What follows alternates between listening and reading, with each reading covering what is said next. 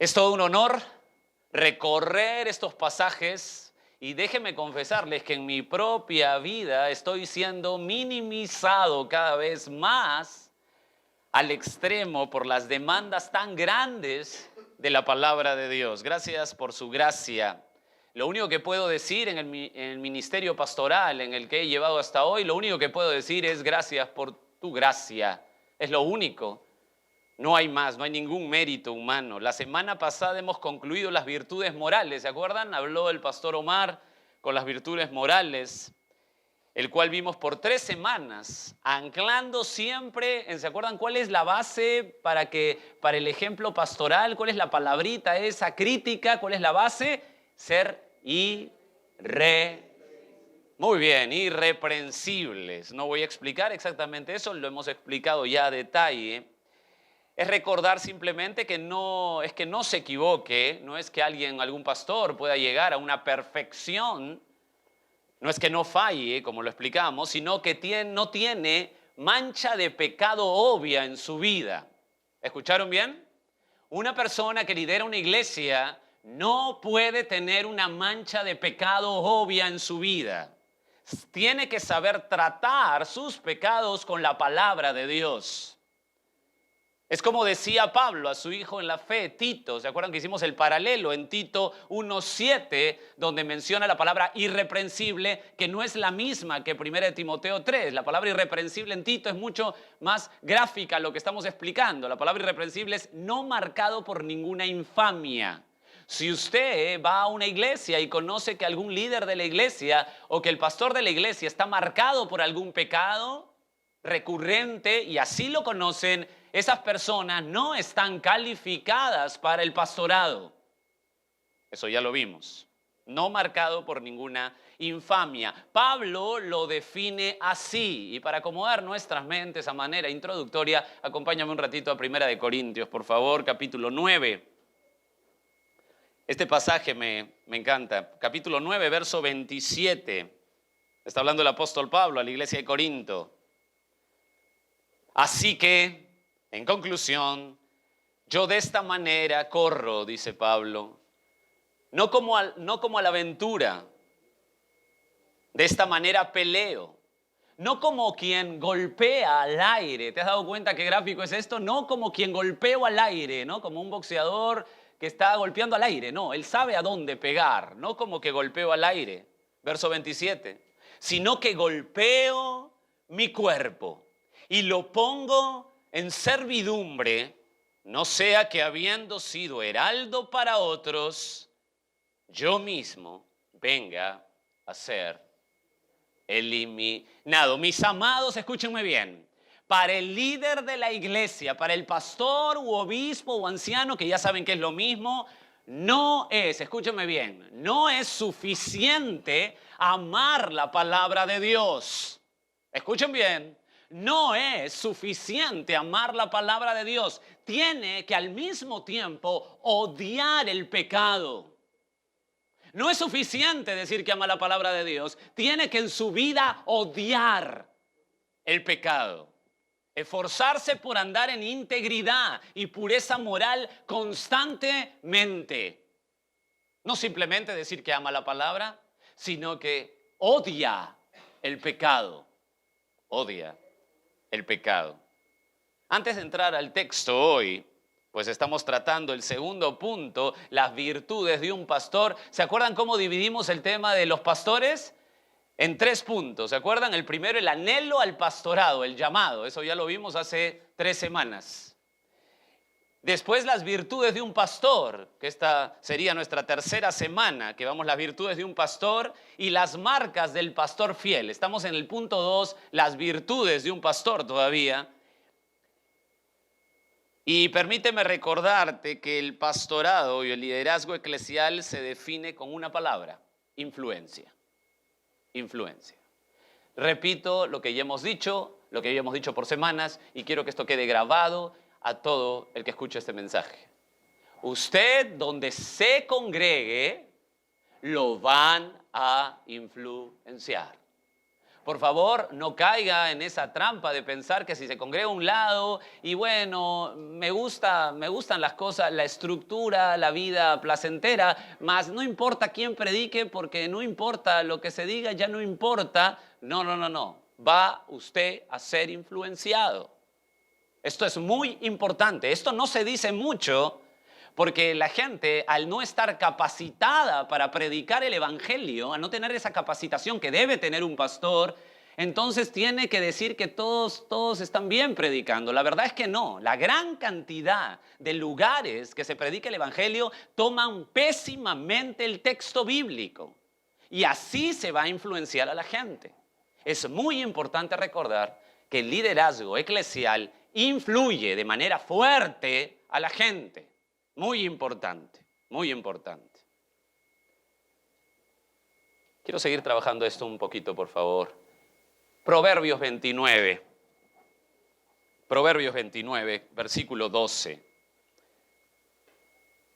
Creo que este versículo no tiene mucho comentario porque es muy claro.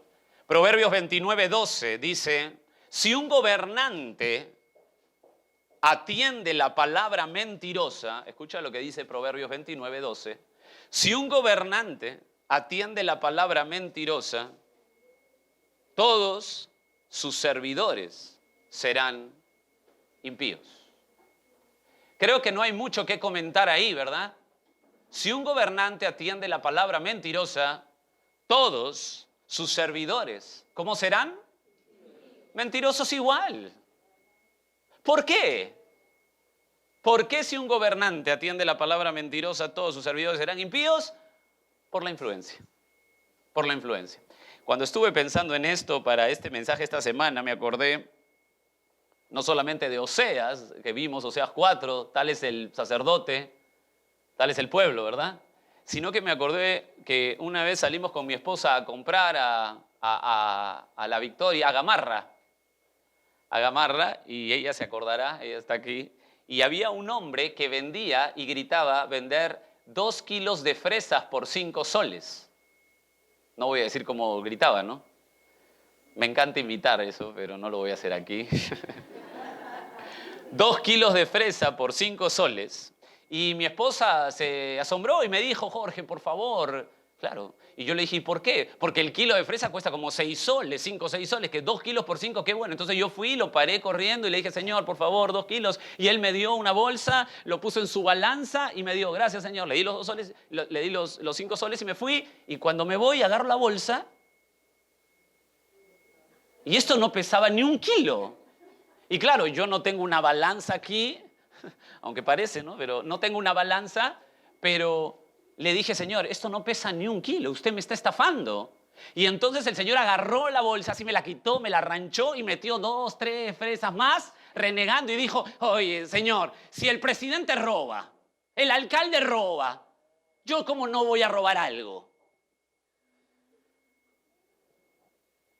Influencia.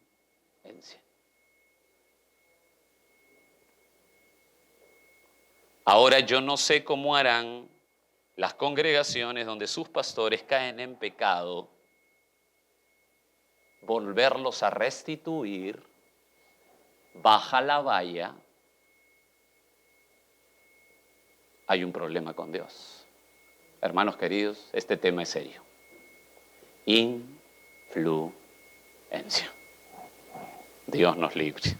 Ahora sí, vamos a 1 Timoteo capítulo 3.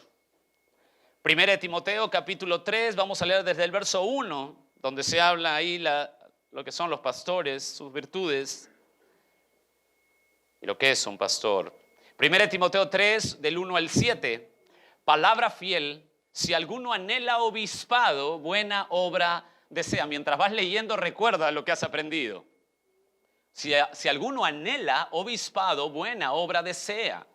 Pero es necesario que el obispo sea, ahí está la palabrita, irreprensible, marido de una sola mujer, sobrio, prudente, decoroso, hospedador, esta me encanta, apto para enseñar, no dado al vino, no pendenciero, no codicioso de ganancias deshonestas, sino amable, apacible, no avaro. Verso 4, que gobierne bien su casa, que tenga a sus hijos en sujeción con toda honestidad, pues el que no sabe gobernar su propia casa, ¿cómo cuidará de la iglesia de Dios? No un neófito, no sea que envaneciéndose, mire esa frase, caiga en la condenación del diablo. También es necesario que tenga buen testimonio de los de afuera para que no caiga en descrédito y otra vez en lazo del diablo. Del lazo del diablo. Estamos en la cuarta semana de los pastores y vamos a seguir con las virtudes del pastor. Y la semana pasada, como dije, Omar terminó la virtud moral. Hoy vamos a tratar la virtud en la familia y si podemos la virtud en la madurez, en madurez. Vamos al verso 4, ahí nos vamos a centrar, 4 y 5 de 1 Timoteo 3. Dice la virtud familiar. ¿Cuál es la virtud familiar del pastor? Verso 4, que gobierne bien su casa, que tenga a sus hijos en sujeción con toda honestidad.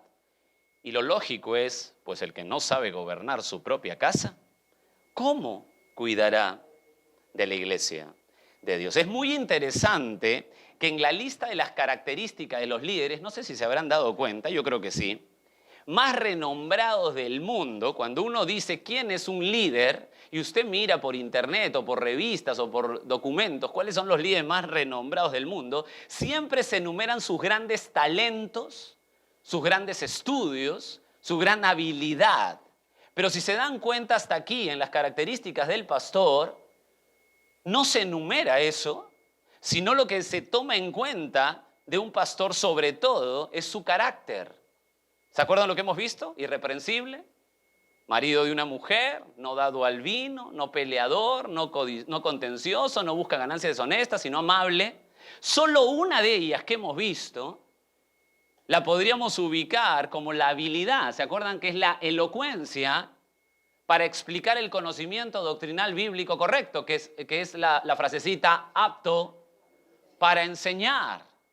Y ustedes se van a dar cuenta que esa es la característica más resaltante entre la comparación de los obispos o pastores o ancianos de los diáconos.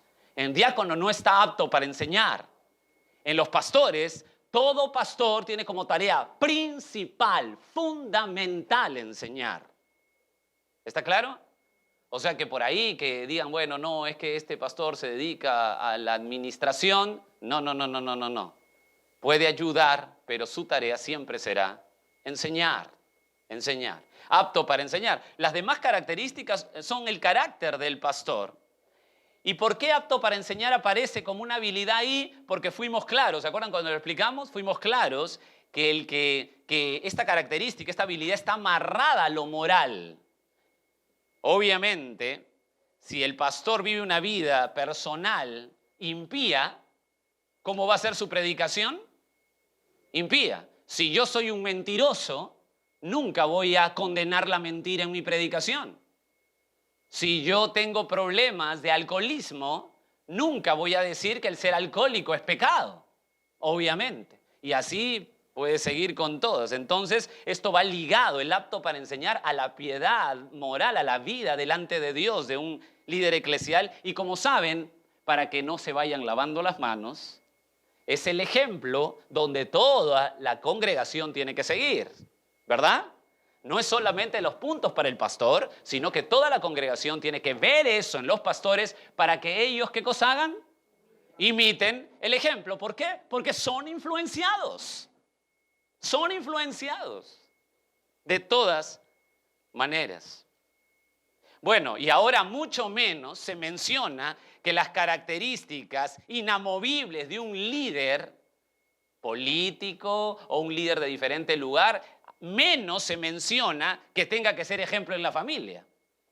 Porque si esa característica es absoluta para todos los líderes, no solo eclesiales, sino de todas las facetas, de todos los rubros, entonces tendrían que abandonar el barco e irse a su casa muchísimos, ¿verdad? Porque lo que más ves en los líderes políticos, en los líderes de opinión, es que tienen familias destrozadas. Y se jactan en eso, muchos de ellos. Empezamos a analizar el texto contigo, el verso 4. Que gobierne, ¿qué cosa? Bien, hasta ahí nomás, gobierne. La palabra gobierne es proistemi en el griego, y proistemi es que tenga autoridad, estar de pie ante, ese es el término, estar de pie ante, que conduzca, es decir, es la autoridad, es el que preside. Es el que preside. El pasaje paralelo para entender esto sobre un pastor está en 1 Tesalonicenses 5:12, que lo puedes apuntar como pasaje paralelo para ver esta palabra gobierne, que es muy importante. Dice 1 Tesalonicenses 5:12, os rogamos, hermanos, que reconozcan a los que trabajan entre vosotros y os proistemi, y os presiden en el Señor y os amonestan. ¿Quiénes son los que los presiden a ustedes en el Señor? ¿Quiénes son ellos? Los pastores. O sea, aquí el pasaje paralelo que utiliza gobernar su casa es la misma palabra que utiliza para gobernar la iglesia. O sea, tienen un paralelo de todas maneras. Este pasaje nos habla claramente del pastor en la iglesia. Y hay un paralelo entre presidir casa y presidir iglesia. John MacArthur, sobre esto, el gran teólogo John MacArthur dice, no es suficiente que el obispo tenga una vida privada ejemplar. Debe tener, escúchame bien, una vida hogareña ejemplar. Fin de la cita.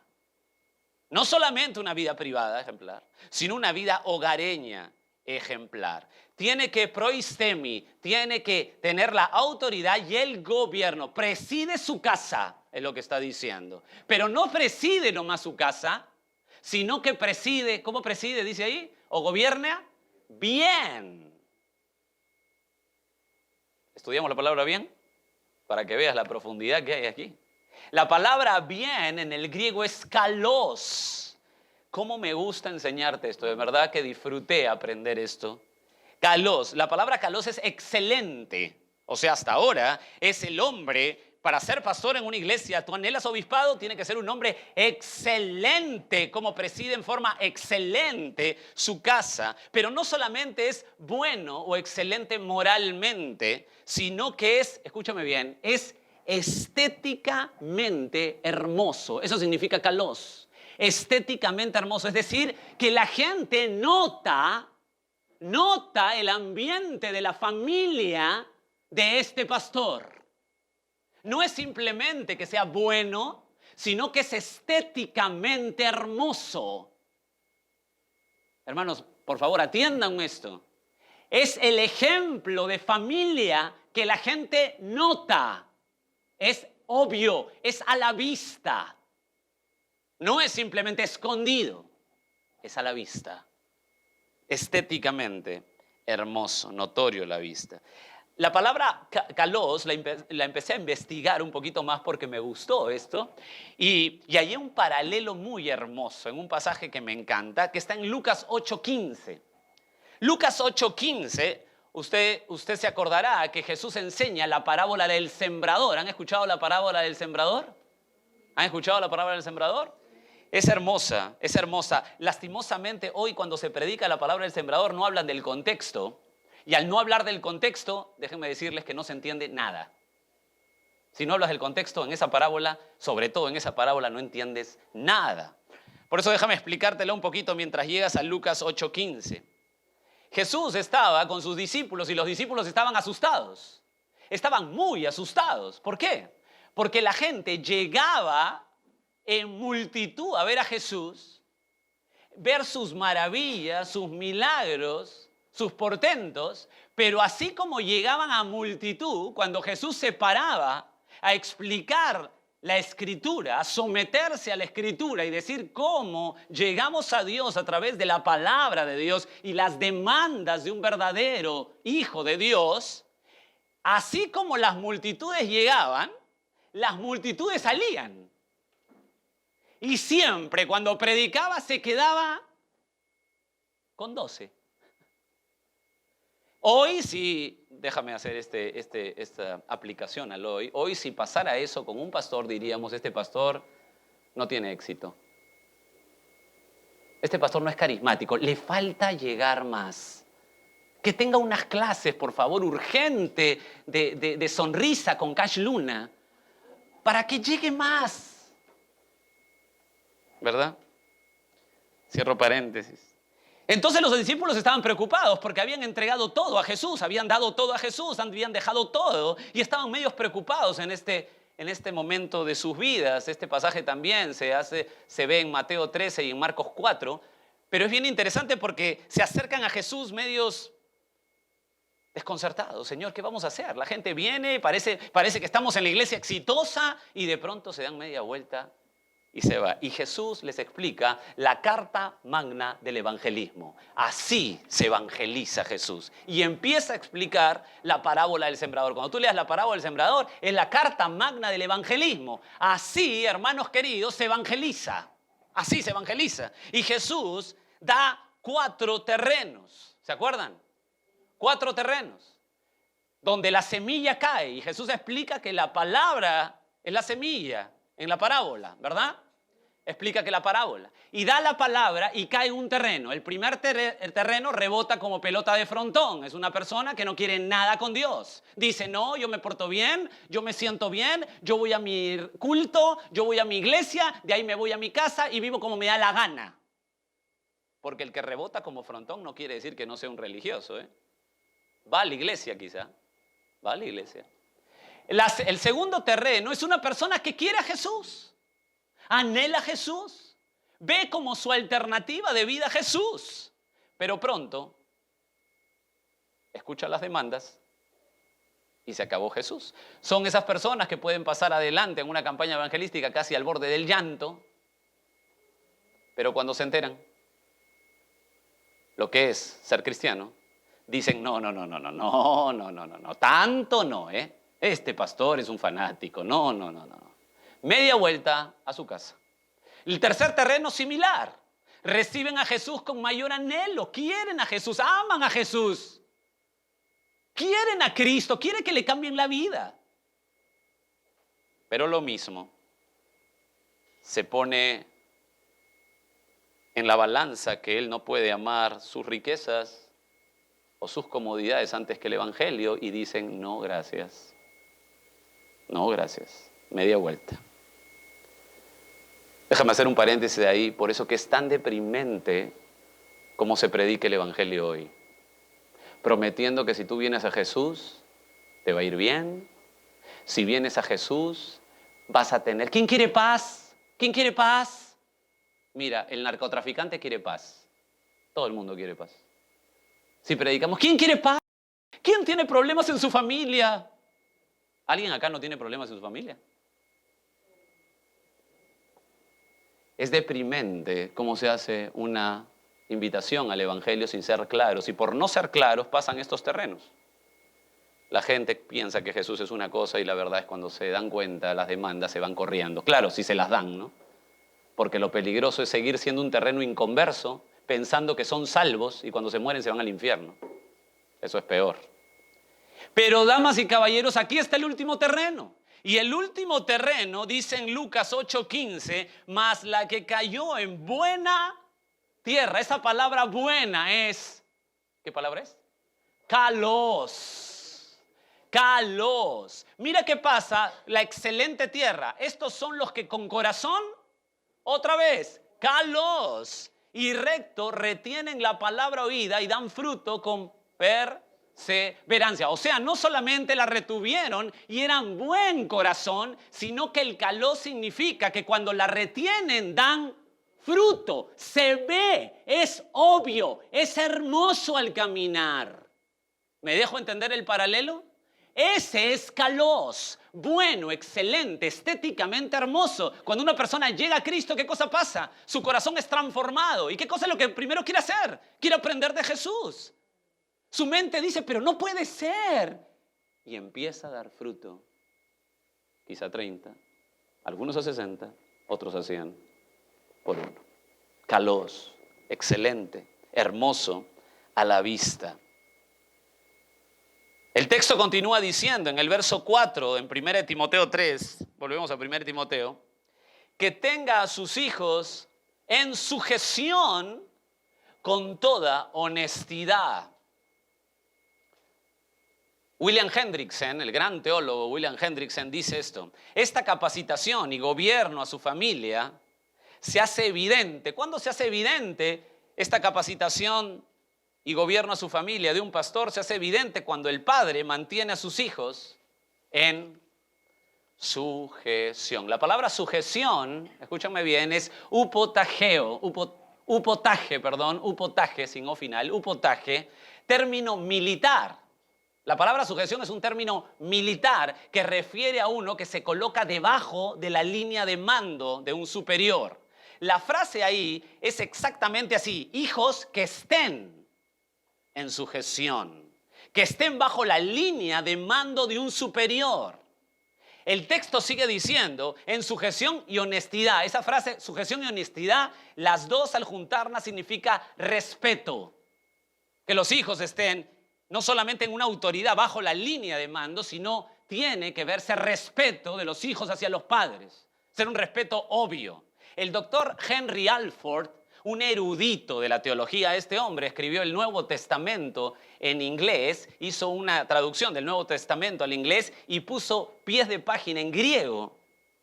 Ser un erudito de la teología. Y Henry Alford, lo puedes ver en internet, Henry Alford dice que esta palabra honestidad se traduce como buena crianza.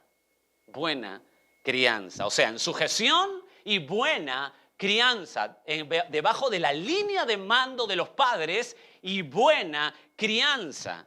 Pero ¿cómo sabemos que un pastor y por ende todo padre que debe imitar esto está llevando una buena crianza para sus hijos? ¿Cómo sería esta? Pues como sabemos todos los padres, el trabajo que tenemos a los hijos es arduo. ¿Por qué? Porque los padres criamos depravados. ¿Escucharon lo que les dije? Los padres criamos depravados. Y eso es muy crítico en esta sociedad que exalta el humanismo y que se olvida de la Escritura. Y es muy crítico porque se ha olvidado mucha parte del cristianismo moderno, que los seres humanos nacen depravados. Usted, yo, nuestros hijos, mis hijos, han nacido depravados. ¿Y usted a quién cría? A depravados. Nos olvidamos, ¿verdad? Parece que criamos angelitos. No, angelitos caídos eran. Depravados. Déjame argumentarte esto. El Salmo 51:5, lo puedes poner ahí, dice el salmista: en maldad he sido formado, en pecado me concibió mi madre. ¿Qué crítico es esto? Eclesiastés 7:20. Anótalo, yo te lo leo. Ciertamente no hay hombre justo en la tierra que haga el bien y que nunca peque. No hay hombre justo. Efesios 5:6. Porque antes eras tinieblas, pero ahora sois luz en el Señor. Andad como hijos de luz, pero antes eras tinieblas. ¿Escucharon lo que dice el apóstol Pablo? Antes usted, dicho sea de paso, si aquí hay una persona que no vive para Cristo, no se somete a su palabra, esto es para usted hoy. Hoy es tinieblas. Antes eras tinieblas. Ahora conoces a Cristo, eres luz. Hay un cambio totalmente antagónico. Antes eras tinieblas. Juan 3:19. Apúntalo, por favor. Está hablando, después de hablar con Nicodemo, dice, y este es el juicio. ¿Cuál es el juicio? Que la luz vino al mundo, o sea, Jesús vino al mundo, y los hombres amaron más, ¿qué cosa? Las tinieblas. ¿Por qué amaron más las tinieblas que la luz? Pues sus acciones eran malas. Damas y caballeros, nosotros tenemos un imán incorporado de nacimiento y ese imán nos lleva a pegarnos al mal.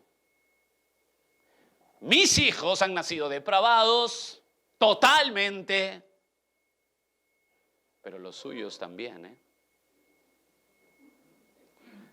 Juan Calvino, el tremendo Juan Calvino, yo les recomiendo, hermanos, con todo mi corazón y a todos los que nos están escuchando, lean todo lo que puedan de Juan Calvino, es un tremendo teólogo. Juan Calvino en su libro Sermones sobre Efesios, en la página 751, para que no haya duda, Sermones sobre Efesios, en la página 751, sobre el punto, está hablando Juan Calvino, que es justo que los hijos obedezcan a sus padres, dice lo siguiente: la gente se enoja de mantenerse en sujeción hasta que nuestro Señor nos haya sometido por su Espíritu Santo.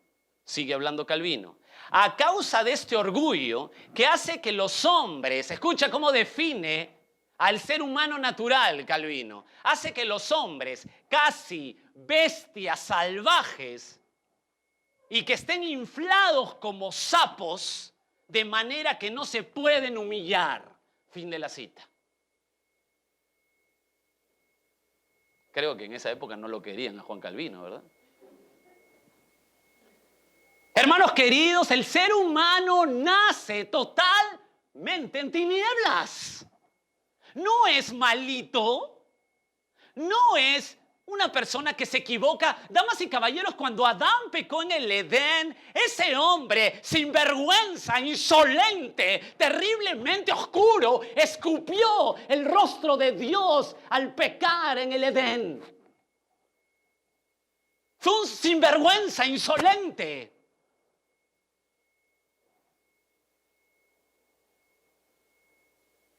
Cuando la gente piensa en la condenación en el infierno, parece como si fuera algo injusto. Parece que fuera algo injusto que la gente vaya al infierno. Somos depravados, justamente condenados. Así nacemos. Usted ha nacido así. Mis hijos también. Damas y caballeros, el hombre natural odia a Dios. Odia a Dios. No parece, ¿verdad? Hoy, ¿no?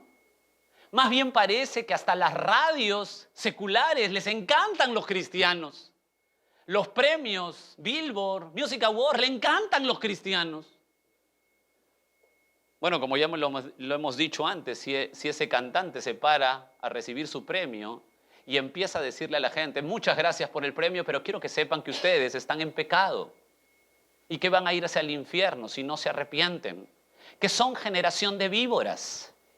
Bueno, en ese momento le cortan la señal, le quitan el Billboard y lo mandan a su casa. Claro, si yo me voy, como me dijo una vez una persona, lastimosamente era pastor el que me dijo esto, porque si hubiera sido otro lo comprendería, pero un pastor no lo comprendo. Me dijo: bueno, esta persona fue a predicar a la Universidad Católica y los curas se sintieron contentos. Bueno, se habrán sentido contentos porque no le ha dicho al cura que está en pecado. Si no le dices eso, te van a abrazar. Hace unos años atrás me invitaron a predicar una parroquia. Craso error para el que me invitó. Yo doy muchas gracias cuando salgo de estos servicios y afuera tengo el privilegio y el honor de abrazarle y de saludarle. Ese día no me saludaba nadie. No me miraban. Prediqué en la parroquia, que algún loco me invitó a predicar en una parroquia, y prediqué sobre la inmoralidad de la sociedad. Por supuesto que empezaron, mientras predicaba, a gritar que me callara. Y yo predicaba más fuerte. Y confronté el pecado de la gente y pareciera que es algo así como que te metes en algo muy íntimo que no quieren reconocer, porque las tinieblas aman las tinieblas. No se metan con su vida. La gente que viene a la iglesia le encanta venir a la iglesia mientras no se metan con su deplorable pecado escondido y asqueroso. Pero la iglesia no es así. La iglesia es el asiento más incómodo que hay en la sociedad. Porque es la santidad de Dios. Nuestros hijos han nacido depravados. El ser humano odia a Dios. Necesita arrepentimiento y necesita conocer la luz a través de la cruz. Es nuestra tarea. Entonces, Jorge, ¿cómo se sabe que un pastor o que un padre Lleva en sujeción a sus hijos y en buena crianza, como dice el texto. ¿Cómo se sabe? Déjame darte 3 puntos claros para la crianza de los hijos. ¿Cómo tú debes ver que alguien esté formando a sus hijos, sobre todo como pastor? ¿Y cómo debes ver tú en tu casa? ¿Y cómo lo tienes que hacer en tu casa? Porque esto no es solamente para los pastores. Esto decanta, como siempre hemos dicho, a la congregación. Primer punto, la autoridad del padre tiene que hacerse aconsejable el obedecer. ¿Cómo se hace que la autoridad del padre haga aconsejable obedecer? Decirle a su muchachito, ¿a quién está criando? ¿Cómo les duele, verdad, decir eso? ¿Cómo apretan los dientes? Tiene que ser aconsejable el obedecer. ¿Cómo es aconsejable obedecer? Decirle al muchachito que ha nacido depravado, decirle, por favor, soy tu papá, compréndelo, por favor, no lo hagas. Así no es aconsejable. Te voy a decir cómo es aconsejable. ¿Está bien? Proverbios capítulo 22, verso 15. Eso sí, apúntalo, pero con letras mayúsculas, con números grandes. 22, 15. Escucha, por favor. La necedad está ligada en el corazón del muchacho.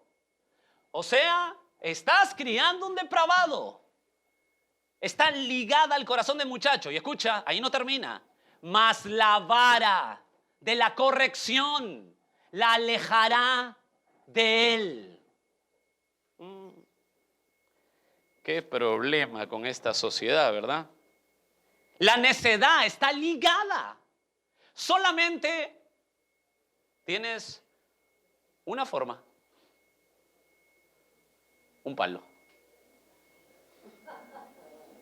Verso 13 del capítulo 23 de Proverbios. Así se hace aconsejable. Según Dios, no según yo. Verso 23, capítulo 23, 13 de Proverbios. No rehuses. Esto es vital, hermanos. Escuchen muy bien. 23, 13.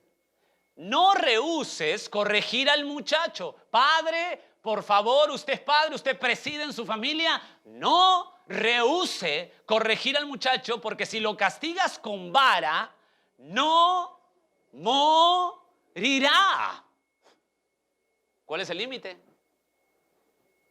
¿Cuál es el límite? No lo mates.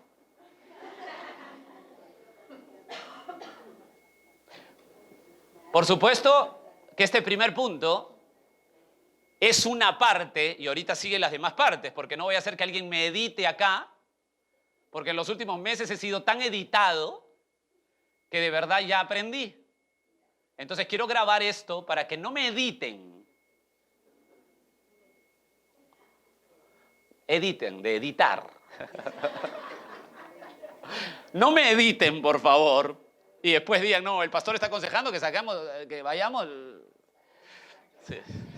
Ya ustedes me entienden lo que quiero decir.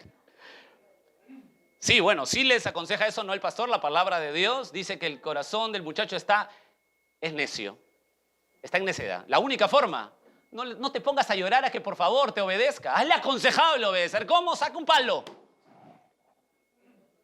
Y le das en los lugares donde realmente no lo vas a dañar, pero que no se van a poder sentar. Y como le dije a una familia que fue a verme esta semana, por favor, tiene que ser absolutamente fuerte.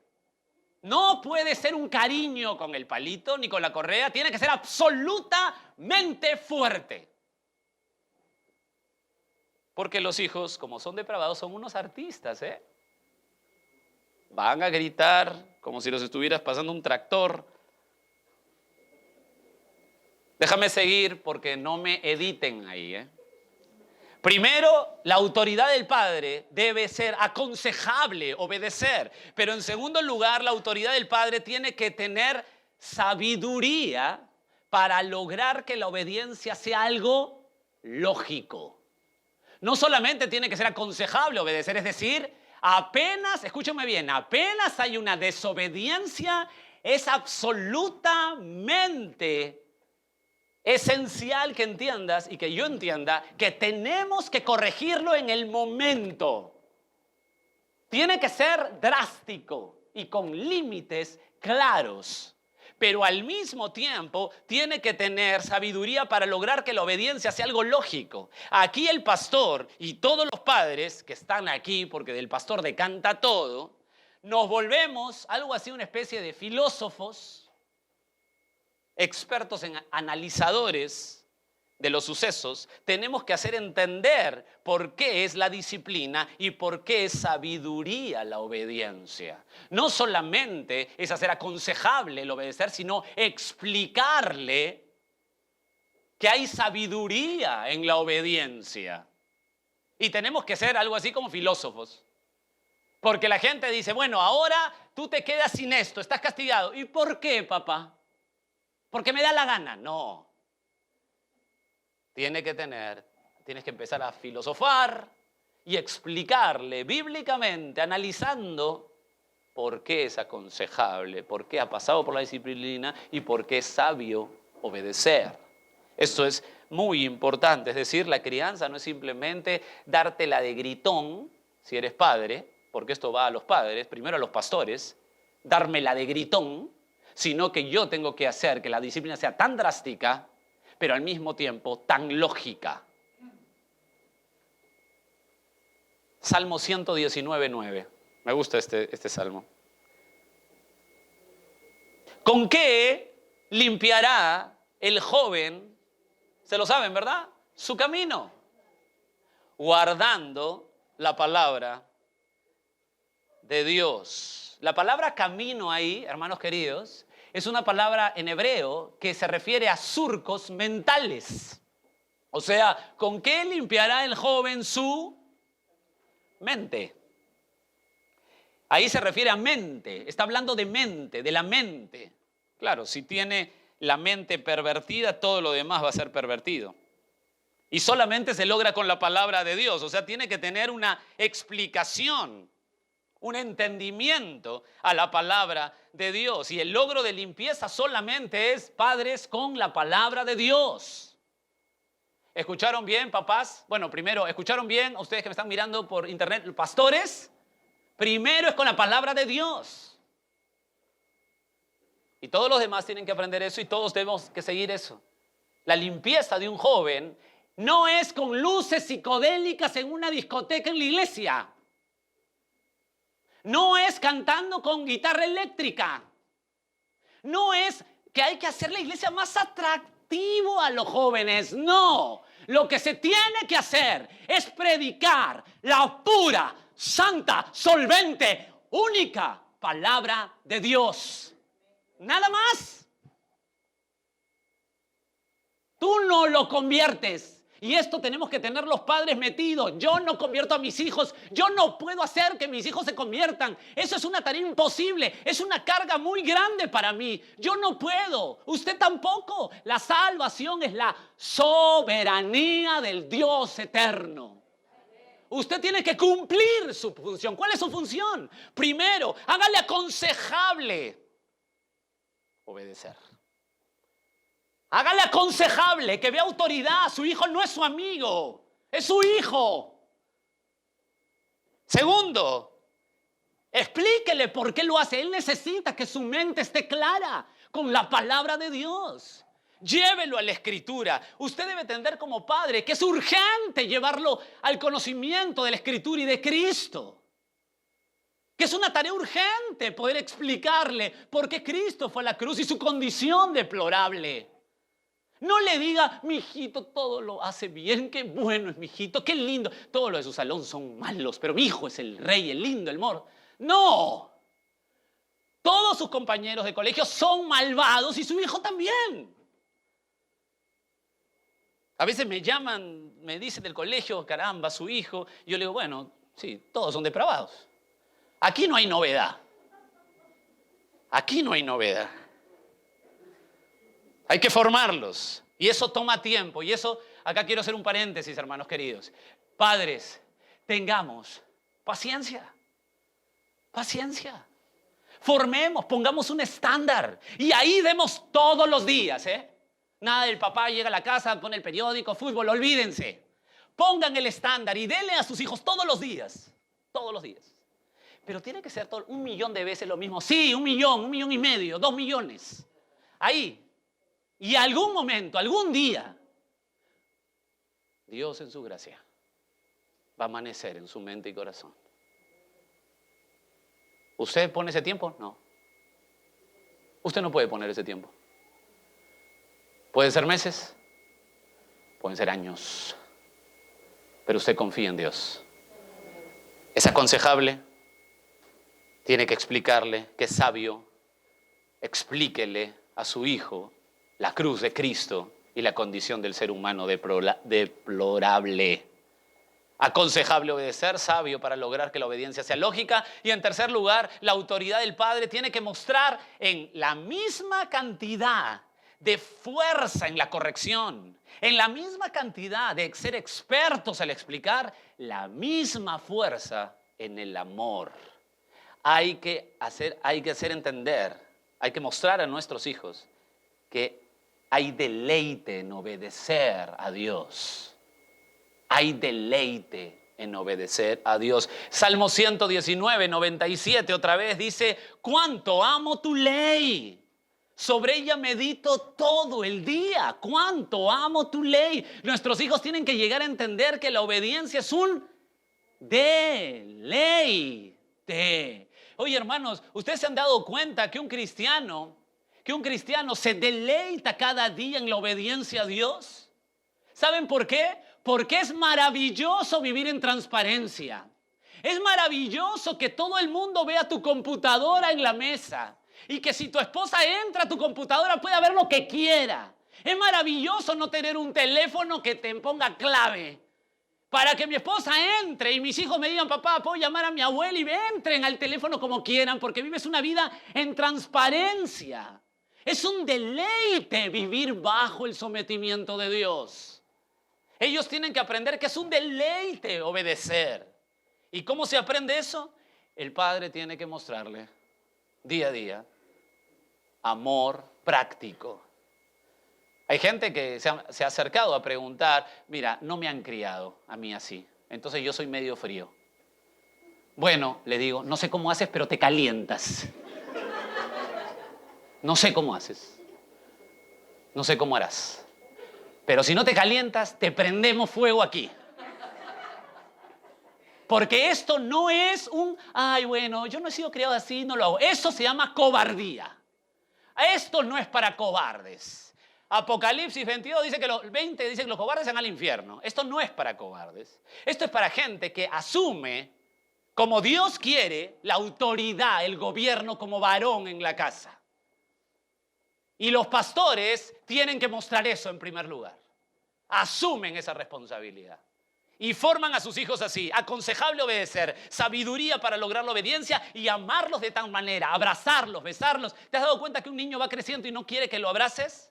Bueno, abrázalo nomás, porque adentro sí quiere. Bueno, muy adentro quizá. Algunos. Pero quiere que lo hagan. Y mientras vas creciendo, abrázalo como padre. No tengas temor. Ellos lo quieren. Porque si tú lo amas así prácticamente, es entender que la obediencia es un deleite. Salmo 37:4, deleítate a sí mismo en el Señor y Él te concederá las peticiones de tu corazón. Deleítate en Él. Deleítate en Él, en la obediencia, en el sometimiento, en la disciplina en Él. Y dicho sea de paso, este versículo no es que si tú te deleitas, Él te concede lo que a ti te da la gana, por si acaso. Este versículo quiere decir que si tú te deleitas en Él, Él te concede lo que Él ha puesto en tu corazón para que tú se lo devuelvas y Él te lo da. Él pone todo. Porque a veces agarran este versículo y dicen, ay, me deleito, quiero mi carro del año, ahora sí lo voy a tener. Entonces, hasta ahí hemos visto sujeción con toda honestidad. ¿Cómo se nota? Porque el padre está comprometido, la autoridad que aconseja obedecer, es decir, ya saben, ¿cómo se quita la necedad de un muchacho? Ya sabes, cómprate uno de este tamaño, grandote. ¿Cómo se aconseja, cómo sigue, aparte que es aconsejable obedecer? Sabiduría. No simplemente la primera parte, sino la segunda. Dicho sea de paso, si no haces la primera parte, la segunda va a salir colado por ahí, ¿eh? Tienes que hacer todas. Tercero, ¿cuál es el tercero? Amor. Hay que mostrar amor práctico. Siempre, siempre. Ama a tus hijos, abrázalos. Si hacemos eso, lo demás lo hace Dios, pues, ¿no? Porque ya más allá no podemos hacer nada por nuestros hijos. Creo que la esencia de este pasaje está en Tito 1:6, perdón, donde habla el pasaje paralelo. Habla el pasaje paralelo a los pastores. Dice Tito 1:6, y tenga, o sea, ahí no habla meramente de tener hijos que estén en sujeción y en honestidad. Ahí dice, y tenga hijos creyentes, que no estén acusados de disolución ni de rebeldía. ¿Has visto ahí? Esto es, ¿te das cuenta? Esto es para quedarse petrificado si eres pastor o si eres llamado al pastorado. Y esto es para quedarse petrificado. Dice Tito 1:6, hijos creyentes. La palabra creyente ahí es pistos. ¿Y saben qué? Escúchenme bien. Hoy se baraja esa palabra mucha gente habla de, pistos significa fiel, o digno de confianza. Esta palabra se baraja muchísimo como palabra pasiva, es decir, la gente toma fiel como decir que los hijos no es que sean creyentes en Jesucristo, sino que que respetan lo que tu fe. Pero ¿saben qué? Hay un problema en eso, porque la palabra pistos, esta palabra, en todo el Nuevo Testamento, siempre va acompañada de una vida de fe cristiana. El único pasaje donde pistos dice la gente, mucha, que esto no es fe cristiana, es en este. No tendría por qué, ¿verdad? O sea, lo que está diciendo aquí es lo que creo yo concluye el muy buen expositor John MacArthur. Escucha lo que dice John MacArthur. Su comentario de MacArthur sobre esto es sensacional. Dice, si los hijos de un hombre son demasiado pequeños para entender el Evangelio y confiar en Jesús como Señor, se aplica el estándar dado a Timoteo. O sea, que estén en respeto, que estén en el proceso de aprendizaje. Y continúa MacArthur. A medida que los hijos crecen y el asunto deja de ser definido por control y tutela paterna, se aplican los criterios más exigentes de Tito capítulo 1. Fin de la cita. Hermanos queridos, el llamado al pastorado es por gracia. El gobernar su casa es por gracia. Y el resultado a sus hijos, por gracia. O sea, todo tiene que ser de Dios. No puede ser el hombre. Todo tiene que ser de Dios. Alguien dirá, pero Jorge, esto es injusto, porque ¿qué pasaría si un hombre que ama al Señor y ha conocido a Dios a sus 50 años, digamos, ya su esposa y sus hijos tienen otros patrones? Ya su esposa y sus hijos tienen otros patrones. O poner cualquier ejemplo que pase de experiencia, ¿no? Bueno, yo conocí al Señor, pero mi esposa y mis hijos no, y tienen otros patrones. ¿Qué pasa? ¿No sería esto injusto? ¿Por qué no podría ser llamado al pastorado ese hombre? Bueno, para contestarte eso, en primer lugar, pastor no significa ser mejor que alguien. No significa que el pastor es una escalera mayor de bondad. En segundo lugar, lo que significa es que esa persona salvada a sus años 50 quizá o 40 y ya tiene toda una familia con patrones que no puede él hacer nada, pero él ama al Señor, esa persona salvada va a ser un canal de Dios para servir con toda potencia y ser bendición en la iglesia y en donde esté, pero Dios no lo llamó al pastorado. Dios no lo llamó al pastorado. En el Antiguo Testamento, si ustedes recordarán, Dios escogía a los que iban a servir en el templo. ¿Sabían ustedes? Dios escogía a los siervos que iban a servir en el templo. Levítico 21:18 dice las características de los hombres que van a servir, de los levitas en el templo. Escucha, Levítico 21:18, porque ningún varón en el cual haya defecto se acercará. Escucha cómo describe, mira qué gráfico es. Varón ciego, cojo, mutilado, sobrado, que tenga quebradura en el pie, rotura en la mano, jorobado, enano, que tenga nube en los ojos, que tenga sarna, empeine, testículo magullado. Ningún varón de la descendencia del sacerdote Aarón, en el cual haya defecto, se acercará para ofrecer las ofrendas encendidas al Señor. ¿Hay defecto en él? No se acercará a ofrecer pan a su Dios. Y uno dice, ¿qué Dios tan injusto? No. Lo que pasa es que Dios pone como principio que el que servía, Dios tenía que llevar a un hombre que tenía un principio de perfección, aunque no lo sea, pero que se vea perfección. No podía tener ningún problema físico. Pero no quiere decir que el hombre piadoso que tenía un problema físico era desechado para ser usado por Dios. Lo que quiere decir es que ese hombre no había sido llamado por Dios para servir en el templo. El paralelo es ese. No todos los hombres, aunque todos los hombres tienen que gobernar su casa, no todos los hombres son llamados al pastorado. Y no por ser no llamados al pastorado, no van a ser de bendición en donde estén y sirvan donde estén con toda potencia. Pero hay hombres que son llamados al pastorado. ¿Cuál es el declive hoy? Que hoy se ponen púlpitos a pastores que nunca Dios llamó. Y ustedes como iglesia a través de los años van a tener siempre que analizar eso. Porque la decadencia sería que pasen los años y pasemos los pastores y vengan pastores a gobernar la iglesia que no han sido llamados por Dios. La valla es muy alta, muy alta. Y saben, si nosotros empezamos a bajar la valla,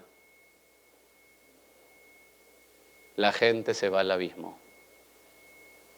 Esta valla la ha puesto Dios, no nosotros. Hoy mucha gente que trabaja con profesión pastor nunca va a confrontar el pecado. Porque si confronta el pecado se le puede acabar su trabajo. Y si se le acaba su trabajo, pensará, no tengo cómo comer. Hay mucho profesionalismo. No hay amor por la gente.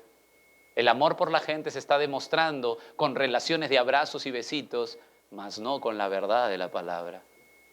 Claro, si yo quiero que aumente la gente, por favor, les soy más cariñoso. Y no les digo su pecado. Entonces la iglesia se va a llenar. John Piper decía, es muy fácil hacer una iglesia de 30,000 personas en Latinoamérica. Es muy fácil. Ofrécele que todo le va a ir bien. Que no discipline fuertemente a sus hijos. Que no les diga no a sus hijos. Que les vaya bien, que le van a prosperar. Que sus hijos han nacido de hechos unos ángeles. Y vas a ver cómo se llena. Hermanos queridos, la Biblia es clara en esto. Y ya sabrán cómo me siento yo como pastor. Me estoy predicando a mí. Eso nos minimiza y somos tan nada. La obra tiene que ser de Dios, hermanos. Y la iglesia tiene que tener un discernimiento claro de quiénes una iglesia puede aceptar como pastores. Porque la congregación participa, la congregación tiene la claridad de poner con claridad un pastor, porque conoce su ministerio y su vida. Nunca sea menos en esta iglesia, hermanos, porque si rebajamos eso, la gente va al abismo. ¿Por qué todo ello? ¿Por qué debe modelar esto el pastor? ¿Por qué debe ser una virtud moral? ¿Por qué debe tener en sujeción a sus hijos? ¿Por qué debe pasar esto? ¿Por qué con el paso del tiempo los hijos tienen que, por gracia de Dios, verse fieles? ¿Por qué tiene que modelar esto? El verso 5 lo explica. ¿Están en el 1 Timoteo 3:5? Pues el que no sabe gobernar su propia casa, ¿cómo cuidará de la iglesia de Dios? Déjame acercarte con dos argumentos, aunque estamos con el tiempo. Dos argumentos. El primero es un argumento lógico. El verso 5 tiene dos argumentos, por lo menos. Uno es lógico. O sea, lo que está planteando aquí, en primer lugar, es un argumento lógico, lo que plantea el Espíritu Santo. ¿Por qué? Escúchame bien, a ver si me entienden esto. Yo no sé si me entenderán esto, pero voy a tratar. Si juega mal un equipo de fútbol en la segunda división, ¿usted lo pondría en la Champions League? Claro, las mujeres no me entendieron nada del ejemplo, ¿verdad? Por eso que tengo otro ejemplo, por si acaso. Es decir, si tú manejas pésimo, si no sabes manejar un auto, ¿te inscribirías al París-Dakar? Ridículo. Bueno, ese es el argumento lógico. Si su propia casa, que tiene 5 o 6 personas, no las puede gobernar, bueno, en mi caso un poco más, ¿no? Hay algunos que son medios conejos. En mi caso un poco. No las puedes gobernar o presidir, menos una congregación numerosa, pues. Esa es la lógica que pone el Espíritu Santo aquí. Si un equipo cualquiera de fútbol, vóley o lo que sea está en segunda división y son pésimos, ¿cómo lo vas a llevar pues a las ligas mayores? Pues ese es el ejemplo lógico que pone. Si no puede gobernar su casa, ¿cómo va a gobernar la iglesia de Cristo? El segundo argumento es un argumento práctico. ¿Por qué? Porque los pastores, escúchenme bien, los pastores podemos mentir con gran facilidad en la iglesia. ¿Me escucharon? No es para que se asusten, es porque es verdad. Los pastores podemos mentir con gran facilidad en la iglesia, sonreírle a todo el mundo y mentir, llevar una vida de mentira y de hipocresía. Pero en nuestra familia no. No se puede. Porque tus hijos te conocen, tu esposa te conoce. Ese es el filtro exacto. ¿Y sabes de qué te libra este principio a los pastores? Y a todos los hombres nos libra de la hipocresía. Porque en la casa se sabe bien quién eres, ¿eh? Y por eso que los pastores tienen que estar abiertos para eso. Porque todos tienen que conocer su vida familiar. Su vida familiar. Con eso terminamos la virtud moral. ¿Está bien? Déjame darte solamente un ratito, 5 minutos, Manuel, sobre la virtud en madurez. Mira el verso 6. No un neófito, no sea que envaneciéndose caiga en la condenación del diablo. ¿Lo ves ahí el verso 6? 1 Timoteo 3:6. Neófito, la palabra neófito es neofutos, recién plantado. Hace referencia a una persona en la iglesia que es recién bautizada. Un cristiano nuevo o recién convertido queda descartado momentáneamente para la función de obispo, según la Escritura. Déjame darte una nota ahí. Dicen muchos autores serios que en 1 Timoteo hay esto, que no un neófito, pero en Tito no está esto, no dice neófito, y explican por qué. Dicen, no, es que en Efesio, en la iglesia de Éfeso, donde estaba Timoteo, ya tenían años la iglesia, ya estaba estructurada, entonces no, ahí sí era aceptable que digan que no un neófito, mientras que en Tito no dice eso porque las iglesias de Creta eran recientes y nuevas. Eso dice grandes comentaristas, pero déjame llevarte a un comentario de JLC, o sea, Jorge López Cano.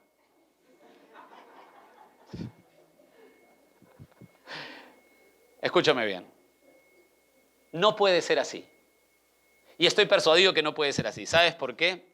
Porque cuando tú lees Tito, te vas a dar cuenta, por ejemplo en Tito 1:8, escucha esto, tiene que ser el pastor hospedador, amante de lo bueno, sobrio, justo, escucha esto, santo, dueño de sí mismo.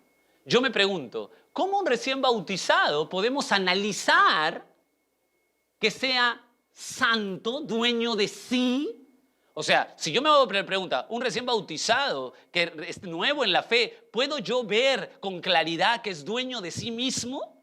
Quizá lo es, pero yo no lo puedo ver, ni nadie lo puede ver bien.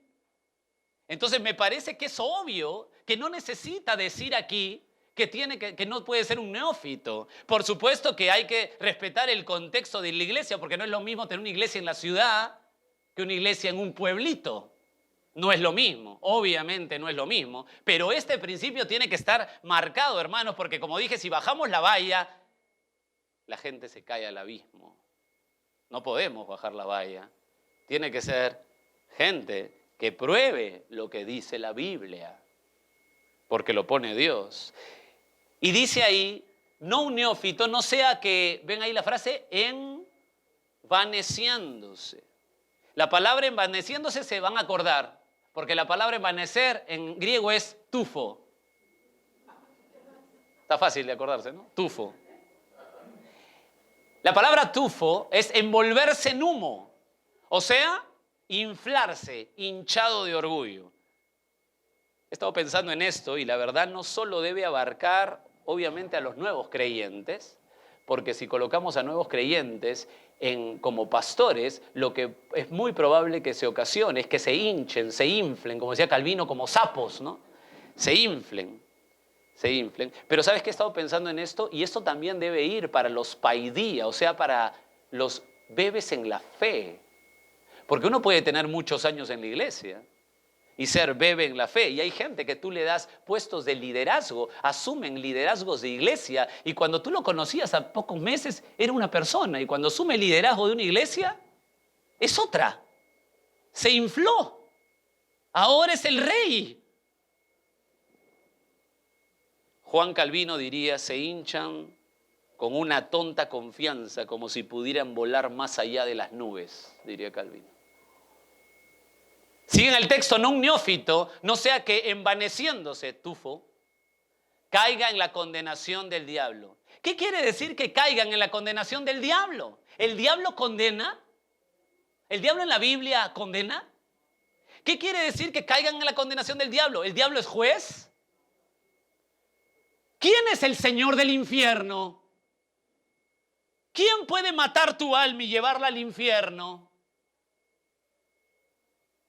¿Cómo puede caer en la condenación del diablo un hombre? ¿Cómo puede caer? Continuamos la próxima semana.